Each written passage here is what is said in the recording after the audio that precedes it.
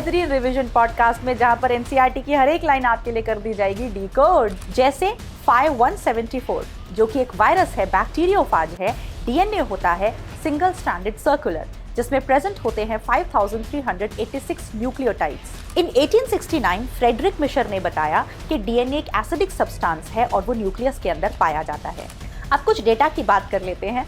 Watson Crick model is for B DNA, जो कि एक राइट हैंडेड डीएनए है, जिसमें कॉइलिंग राइट हैंडेड फैशन में होती है।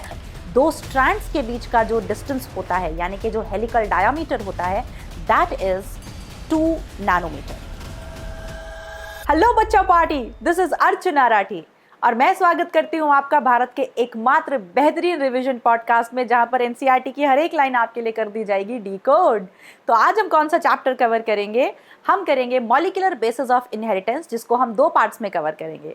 तो स्टार्ट करते हैं with part 1 of molecular basis of inheritance. DNA, deoxyribo nucleic acid, ये एक पॉलीमर है डीऑक्सीराइबो न्यूक्लियोटाइड्स का। डीएनए की लेंथ को हम 2 तरह से मेजर कर सकते हैं। अगर वो सिंगल स्ट्रैंडेड है तो नंबर ऑफ न्यूक्लियोटाइड्स की फॉर्म में, अगर वो डबल स्ट्रैंडेड है तो नंबर ऑफ बेस पेयर्स की फॉर्म में। जैसे 5174 जो कि एक वायरस है, बैक्टीरियोफाज है। डीएनए होता है सिंगल स्ट्रैंडेड सर्कुलर, जिसमें प्रेजेंट होते हैं 5386 न्यूक्लियोटाइड्स। फिर आता है लैम्डाफाज, एक बैक्टीरियोफाज है, वायरस है। डीएनए होता है डबल स्ट्रैंडेड लीनियर, इसमें प्रेजेंट होते हैं 48,502 base pairs. E coli, bacteria, DNA is double stranded circular, इसमें होते हैं 4.6 × 10⁶ base pairs. Human, DNA is double stranded linear, इसमें प्रेजेंट होते हैं 3.3 × 10⁹ बेस पेयर्स। लेकिन ये जो बेस पेयर्स हैं, ये हैप्लॉइड कंटेंट या जीनोमिक कंटेंट होता है। हमारे 23 क्रोमोसोम्स में जितना भी डीएनए होता है वो जीनोमिक कंटेंट है। ह्यूमन के डिप्लॉइड सेल में प्रेजेंट होते हैं 6.6 × 10⁹ बेस पेयर्स। बेस पेयर्स को न्यूक्लियोटाइड में कन्वर्ट करने के लिए हम इंटू 2 करते हैं। जैसे ह्यूमन हैप्लॉइड सेल में बेस पेयर्स हैं 3.3 × 10⁹, पर न्यूक्लियोटाइड्स होंगे 6.6 × 10⁹। ह्यूमन डिप्लॉइड सेल में बेस पेयर्स हैं 6.6 × 10⁹, लेकिन न्यूक्लियोटाइड्स हो जाएंगे 13.2 × 10⁹। एक न्यूक्लियोटाइड के स्ट्रक्चर की बात करें तो उसके पास 3 चीजें होती हैं: sugar, nitrogenous base and phosphate group. तो शुगर एक 5 कार्बन शुगर है, जिसे हम पेंटोस शुगर कहते हैं। डीएनए में वो डीऑक्सीराइबोज होती है, आरएनए में वो राइबोज शुगर होती है। डीऑक्सीराइबोज शुगर में 2 प्राइम पोजीशन पर OH ग्रुप नहीं होता, राइबोज शुगर में 2 प्राइम पोजीशन पर OH ग्रुप होता है।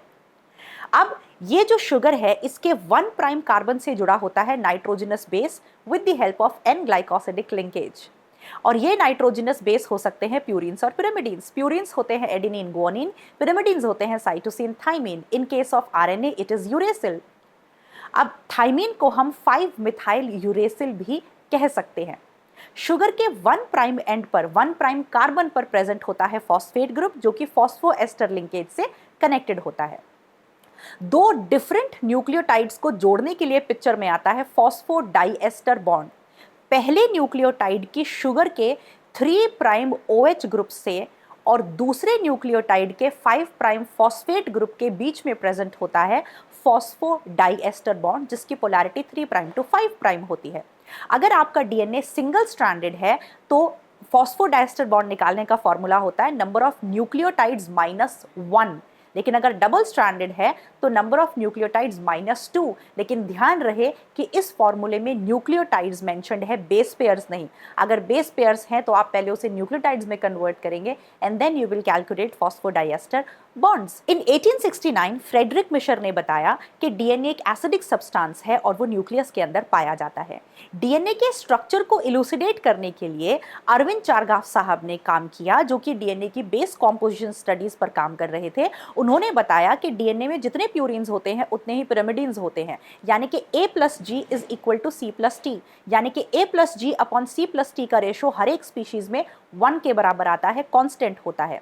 डीएनए में जितने एडेनिन होता है उतना ही थाइमिन होता है। Adenine is equimolar to thymine, यानी कि A/T is always equal to 1। Cytosine is always equimolar to guanine, यानी कि C/G is always equal to 1। लेकिन A+ T/G+C का रेशो सारी स्पीशीज में 1 के नहीं होता, कांस्टेंट नहीं होता। प्रोकैरियोट्स में वो 1 से कम होता है, यूकैरियोट्स में वो 1 से ज़्यादा होता है, क्योंकि प्रोकैरियोट्स का डीएनए जीसी रिच होता है और यूकैरियोट्स का डीएनए एटी रिच होता है। अब चलते हैं Rosalind Franklin and Maurice Wilkins के काम पर। उन्होंने डीएनए की x-ray crystallographic studies, diffraction studies करी। उन्होंने डीएनए का सोल्यूशन लिया, उस पर एक्सरे पास किया और एक्सरे फिल्म पर उन्होंने पाया कि डीएनए का स्ट्रक्चर डबल हेलिकल होता है with the periodicity of 3.4 angstrom, माने दो बेस पेयर के बीच का डिस्टेंस 3.4 एंगस्ट्रॉम होता है। अब इन्हीं दोनों साइंटिस्ट के काम को मिला जुलाकर 1953 में आया वॉटसन और क्रिक का मॉडल, जिसका सबसे इंपॉर्टेंट पॉइंट यानी कि the hallmark of Watson and Crick model was the complementary base pairing, जो किसके काम से प्रभावित था? अरविंद चारगाफ साहब के। तो उन्होंने बताया कि एडेनिन हमेशा थाइमीन के सामने आएगा और साइटोसिन हमेशा गुआनिन के सामने आएगा। एडेनिन थाइमीन के साथ बेस पेयरिंग करेगा, हाइड्रोजन बॉन्ड्स बनाएगा, और साइटोसिन गुआनिन के साथ बेस पेयरिंग करेगा on the two opposite strands. और क्योंकि प्यूरिन हमेशा पिरिमिडीन के सामने आता है दो स्ट्रैंड्स पर, तो इसीलिए डीएनए में पूरे के पूरे एंटायर लेंथ में जो डिस्टेंस होता है दो स्ट्रैंड्स के बीच में, वो यूनिफॉर्म बना रहता है। दैट इज 20 एंगस्ट्रॉम और 2 नैनोमीटर। जो पॉलीन्यूक्लियोटाइड चेन होती है उसमें जो बैकबोन बनाता है वो शुगर और फॉस्फेट बनाता है, और जो नाइट्रोजनस बेसेस होते हैं they are projected towards inside. दोनों स्ट्रैंड्स, दोनों पॉलीन्यूक्लियोटाइड चेन आपस में एंटी पैरेलल होती हैं। एक की पोलैरिटी 3 प्राइम टू 5 प्राइम होती है, दूसरे की पोलैरिटी 5 प्राइम टू 3 प्राइम होती है।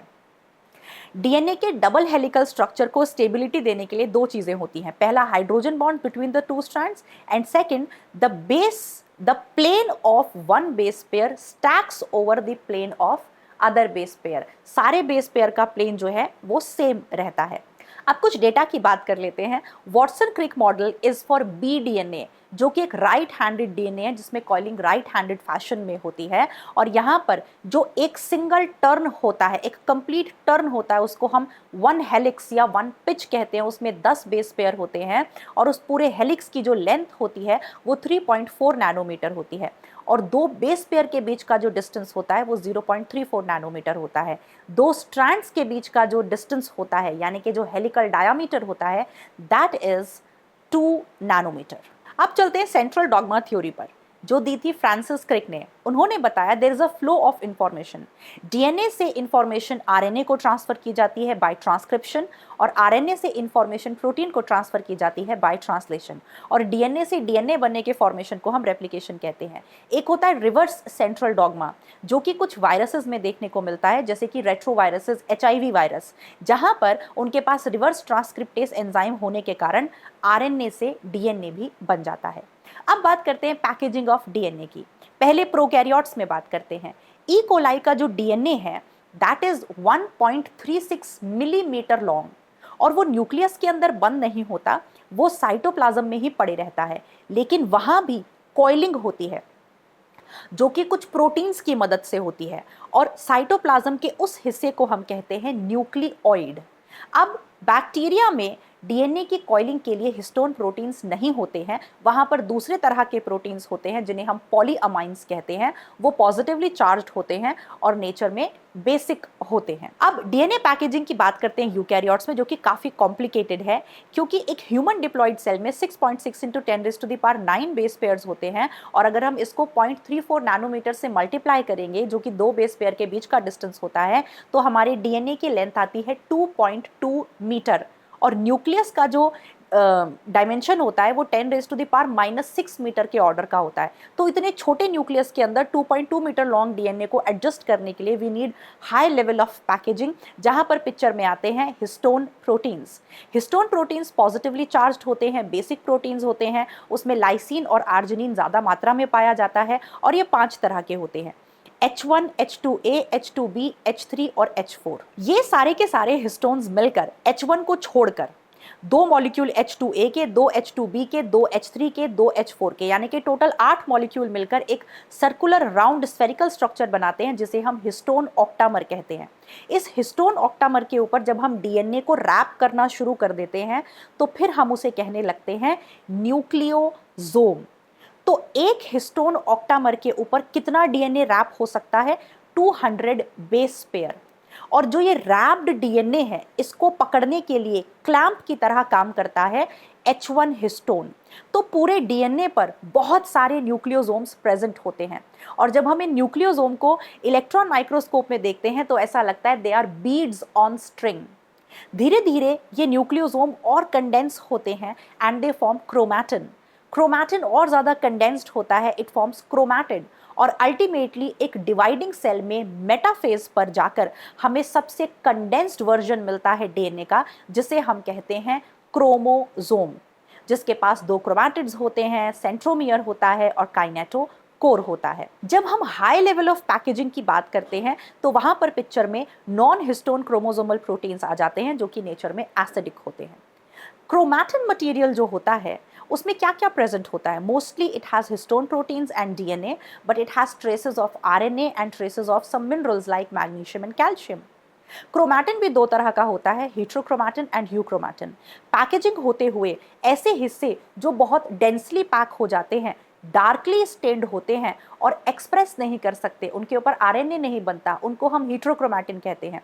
लेकिन ऐसे हिस्से जो लूजली पैक्ड होते हैं, लाइटली स्टेन्ड होते हैं, एक्सप्रेसिबल होते हैं, यानी कि वो ट्रांसक्रिप्शनली एक्टिव होते हैं, उनके ऊपर आरएनए बन सकता है, उन्हें हम यूक्रोमैटिन कहते हैं। अब चलते हैं कि हम डीएनए के बारे में आज की तारीख में तो जानते हैं, लेकिन हमें हमेशा से ये नहीं पता था कि जेनेटिक मटेरियल कौन है। तो जेनेटिक मटेरियल को ढूंढने की जो दौड़ है ये 1926 में स्टार्ट हुई, और सबसे पहला एक्सपेरिमेंट 1928 में फ्रेडरिक ग्रिफिथ का आया। He was working on the Streptococcus और निमोनोकोकस बैक्टीरिया, जिसके 2 स्ट्रेन्स नेचर में पाए जाते हैं, R2 strain and S3 strain. R2 strain non capsulated होता है, वो रफ कॉलोनीज बनाता है और वो जनरली बीमारी नहीं करता, नॉन विरुलेंट, नॉन पैथोजेनिक होता है। पर S3 स्ट्रेन कैप्सुलेटेड होता है, स्मूथ कॉलोनीज बनाता है और वो विरुलेंट और पैथोजेनिक होता है।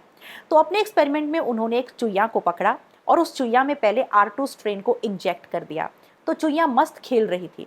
फिर उन्होंने S3 स्ट्रेन को लिया, चुईया में इंजेक्ट कर दिया, चुईया मर गई। फिर उन्होंने S3 स्ट्रेन को हीट किल किया और हीट किल करके उसे चुईया में डाला, तो चुईया नहीं मरी क्योंकि S3 स्ट्रेन कुछ करने लायक नहीं रहा। फिर उन्होंने लिया एक deadly combination, living R2 strain और हीट किल्ड S3 स्ट्रेन को मिक्स करके चुईया में डाल दिया। अब हैरानी उन्हें हुई कि चुईया मर गई कैसे? S3 स्ट्रेन तो हीट किल्ड था और R2 स्ट्रेन कुछ कर नहीं सकता। तो उन्होंने क्या कंक्लूजन दिया कि हीट किल्ड S3 स्ट्रेन ने कुछ ऐड किया है मीडियम में और उसको R2 स्ट्रेन ने उठा लिया, and then R2 strain transformed into S3 strain. लेकिन he did not know about the biochemical nature of this substance. उन्हें नहीं पता था ये डीएनए है, आरएनए है या प्रोटीन है, तो उन्होंने सिंपली उसको ट्रांसफॉर्मिंग प्रिंसिपल कहा। फिर काफी सालों तक 1933 से 1944 तक प्रोटीन को ही जेनेटिक मटेरियल लोग मानते रहे। लेकिन फिर 1944 में मैक्लियोड, मकाटे और एवरी का एक्सपेरिमेंट आया, जहां उन्होंने ग्रिफिथ के एक्सपेरिमेंट को ही लेबोरेटरी में दोबारा दोहराया। उन्होंने क्या किया, हीट किल्ड S3 स्ट्रेन लिया और उनके सारे बायोकेमिकल को एक्सट्रैक्ट कर लिया। S3 स्ट्रेन का प्रोटीन, उसका आरएनए, उसका डीएनए निकाल दिया और फिर क्या किया, R2 स्ट्रेन को पकड़ा। अब R2 स्ट्रेन को टेस्ट ट्यूब में डाला और साथ में प्रोटीन ऐड कर दिया S3 स्ट्रेन का, और साथ में एंजाइम आरएनएज और डीएनएज डाल दिया, ताकि अगर कोई डीएनए आरएनए गलती से आ गया है तो वो खत्म हो जाए। फिर वेट करते रहे, तो उन्होंने देखा कि कोई ट्रांसफॉर्मेशन नहीं हुआ, यानी कि प्रोटीन जेनेटिक मटेरियल नहीं है। फिर उन्होंने आरएनए लिया S3 स्ट्रेन का, और R2 स्ट्रेन को टेस्ट ट्यूब में डाला और आरएनए को ऐड कर दिया, और साथ में डीएनएज और प्रोटीएस एंजाइम भी डाल दिए, ताकि गलती से अगर डीएनए और प्रोटीन आ गया हो तो वो खत्म हो जाए। वेट करते रहे लेकिन कोई ट्रांसफॉर्मेशन नहीं हुआ। फिर तीसरी टेस्ट ट्यूब में उन्होंने R2 स्ट्रेन के साथ हीट किल्ड S3 स्ट्रेन का डीएनए ऐड किया और साथ में आरएनएस, प्रोटीएज ऐड किया, ताकि गलती से कोई आरएनए प्रोटीन आ गया तो वो खत्म हो जाए। थोड़ी ही देर बाद जो R2 स्ट्रेन है, it got transformed into the S3 strain, और जब उसी टेस्ट ट्यूब में उन्होंने डीएनएस डाला तो ट्रांसफॉर्मेशन रुक गया। इसका मतलब उनका कंक्लूजन ये था कि जिस ट्रांसफॉर्मिंग प्रिंसिपल की बात ग्रिफिथ साहब ने करी वो और कोई नहीं बल्कि डीएनए है। तो सबसे पहला सजेशन देने वाले कि जेनेटिक मटेरियल डीएनए हो सकता है ये मैक्लियोड, मकार्टे और एवरी थे, लेकिन उनकी बात किसी ने मानी नहीं क्योंकि बहुत सालों से प्रोटीन को जेनेटिक मटेरियल मानकर हम बैठे थे। फिर 1952 में आया हर्शे एंड चेज का experiment, and this was the unequivocal proof that DNA is the genetic material. इसके बाद डिस्कशन खत्म हो गया और डीएनए को जेनेटिक मटेरियल मान लिया गया। इन्होंने क्या किया, अपने एक्सपेरिमेंट के लिए एक T2 बैक्टीरियोफाज यानी कि वायरस को लिया।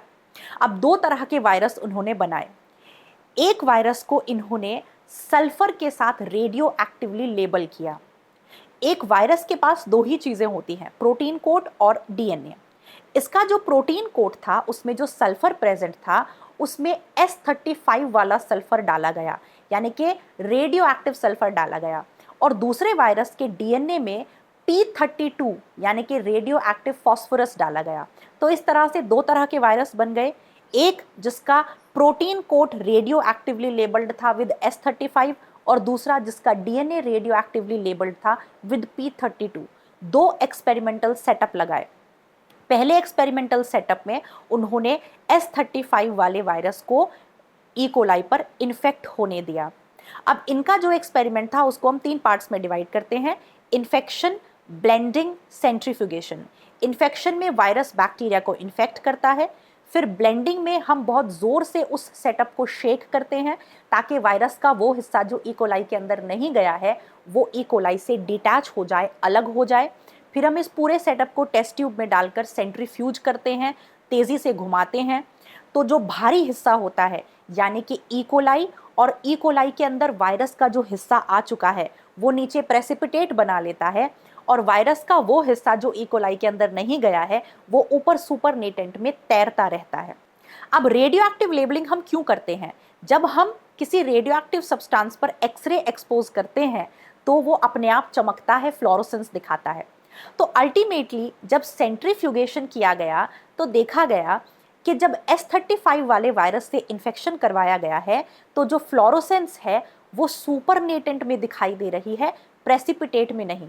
इसका मतलब कि जो S35 है वो ई कोलाई के अंदर गया ही नहीं, अगर वो जाता तो वो प्रेसिपिटेट में होता, यानी कि प्रोटीन कोड ई कोलाई के अंदर नहीं गया, वो बाहर ही रह गया। फिर जब P32 वाले वायरस से इन्फेक्ट कराया गया बैक्टीरिया को और अल्टीमेटली सेंट्रीफ्यूगेशन किया गया तो देखा गया कि इस बार जो फ्लोरोसेंस थी, जो चमक थी, वो प्रेसिपिटेट में थी, यानी कि P32 ई कोलाई के अंदर गया है और वो वहाँ चमक रहा है। तो इसका मतलब DNA is the genetic material, क्योंकि वायरस अपने जेनेटिक मटेरियल को ही बैक्टीरिया के अंदर इंजेक्ट करना चाहेगा, क्योंकि उसी की मदद से वो फर्दर अपनी कॉलोनीज बैक्टीरिया के अंदर फॉर्म करता है। चलिए अब बात करते हैं प्रॉपर्टीज ऑफ जेनेटिक मटेरियल। एक जेनेटिक मटेरियल को केमिकली स्टेबल होना चाहिए, स्ट्रक्चरली स्टेबल होना चाहिए, उसे अपने अंदर म्यूटेशन होने देना चाहिए, लेकिन स्लो रेट पर, फास्ट रेट पर नहीं, ताकि वो एवोल्यूशन को सपोर्ट कर सके। A genetic material should express itself in the form of Mendelian characters and a genetic material should able to replicate itself. अब हम सब जानते हैं ये सारी प्रॉपर्टीज डीएनए में होती हैं। अब बात करते हैं डीएनए वर्सेस आरएनए। डीएनए के पास होता है थाइमीन और आरएनए के पास होता है यूरेसिल, जिससे डीएनए स्ट्रक्चरली ज़्यादा स्टेबल होता है। डीएनए के पास होती है डीऑक्सीराइबोज शुगर, उसके 2 प्राइम पोजीशन पर OH ग्रुप नहीं होता, और आरएनए के पास होती है राइबोज शुगर, उसके 2 प्राइम पोजीशन पर OH ग्रुप होने के कारण वो ज़्यादा केमिकली अनस्टेबल होता है, रिएक्टिव होता है। डीएनए सारे लिविंग सिस्टम्स में from bacteria to animals to plants double stranded होता है, जिसके चलते उसमें रिपेयरिंग मैकेनिज्म देखने को मिलता है, पर आरएनए सिंगल स्ट्रैंडेड होता है, जिसके चलते उसमें रिपेयरिंग मैकेनिज्म नहीं होता। डीएनए सिर्फ जेनेटिक मटेरियल की तरह बिहेव करता है, पर आरएनए जो है उसे तो कैटलिस्ट बनना है, उसे तो स्ट्रक्चरल रोल निभाने हैं जो उसे ज़्यादा रिएक्टिव बना देते हैं।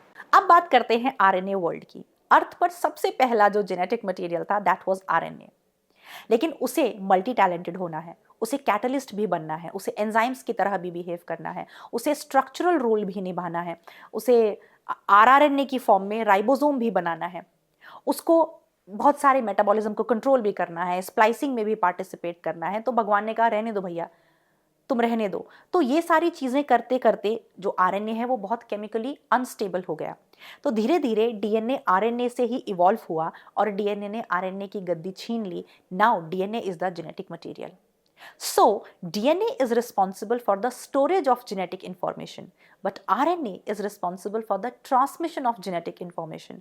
DNA अपनी information RNA को transmit करता है और RNA फिर protein को transmit करता है and protein is responsible for the expression. अब चलते हैं replication पर. Replication एक semi conservative process है. इस बात को सबसे पहले suggest किया था वॉटसन और क्रिक ने, लेकिन फिर इसको प्रूव किया प्रोकैरियोट्स के केस में मेसेल्सन और स्टॉल ने in E coli, and in case of eukaryotes prove किया टेलर एट ऑल ने in Vicia faba plant, that is broad bean plant. अब मेसेल्सन और स्टॉल ने क्या किया, उन्होंने इकोलाई को लिया. इकोलाई का डीएनए डबल स्ट्रैंडेड सर्कुलर होता है, उसके दोनों स्ट्रैंड्स में नॉर्मल नाइट्रोजन होती है 14-14 वाली. तो उन्होंने क्या किया, इस नॉर्मल इकोलाई को लिया विद 14-14 डीएनए और उसको N15 वाले मीडियम में रख दिया. N15H4Cl. N15 is the heavy isotope of nitrogen, not radio active. तो जब इस इकोलाई को सेवरल जनरेशंस तक वो ग्रो कराते रहे N15 के मीडियम पर, तो उन्हें 15-15 वाला इकोलाई मिला. अब उन्होंने क्या किया, इस 15-15 वाले इकोलाई को N14 वाले मीडियम में रख दिया और देखा कि 20 मिनट बाद पहली जनरेशन में उन्हें दोनों के दोनों डीएनए 15-14 वाले मिले, यानी कि हाइब्रिड्स मिले. फिर सेकेंड जनरेशन आफ्टर 40 मिनट्स बाद 4 डीएनए में से 2 डीएनए उन्हें 15-14 वाले मिले और 2 14-14 वाले मिले. फिर थर्ड जनरेशन यानी कि आफ्टर 60 मिनट्स उन्होंने देखा कि 8 में से 6 14-14 वाले थे और 2 15-14 वाले थे. तो उन्होंने एक ट्रेंड नोटिस किया कि after first generation 100% hybrids, in the second generation hybrid घटकर 50% हो गए और pure light 50%. In the third generation hybrid घटकर 25% हो गए. फोर्थ जनरेशन में 12.5% हो जाएंगे, उससे आगे 6.25% हो जाएंगे. यानी कि हाइब्रिड्स घटते जाएंगे और प्योर लाइट बढ़ते जाएंगे, पर प्योर हैवी नहीं बनेंगे. तो जैसा मीडियम होगा वैसे प्योर लाइट बनते जाएंगे और हाइब्रिड्स घटते जाएंगे. So this was the semi conservative nature of the DNA replication proved bye Meselson और स्टॉल. अब ये प्रूव करने के लिए कि नेचर सेमी कंजर्वेटिव है, उन्होंने सीजियम क्लोराइड का सहारा लिया, जिससे डेंसिटी बेस्ड सेंट्रीफ्यूगेशन किया जाता है. जब उन्होंने फर्स्ट जनरेशन में डेंसिटी बेस्ड सेंट्रीफ्यूगेशन किया तो उन्हें एक ही बैंड मिला डीएनए का, जो कि 15-14 वाला बैंड था.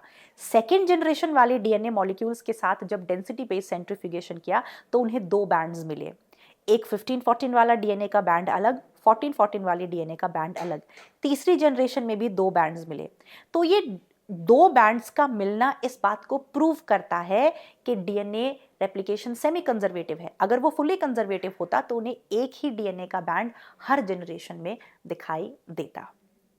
तो चलिए, उम्मीद है आपको आज का ये रिवीजन पॉडकास्ट पसंद आया होगा, जिसमें एनसीईआरटी का हर एक वर्ड डिकोड आपके लिए कर दिया गया है. इसके पार्ट 2 में हम डिस्कस करेंगे replication, transcription, translation, regulation of gene expression, operon and human genome project and DNA fingerprinting. तो स्टे ट्यून्ड, मिलते हैं अगले पॉडकास्ट में. Love you all, bye.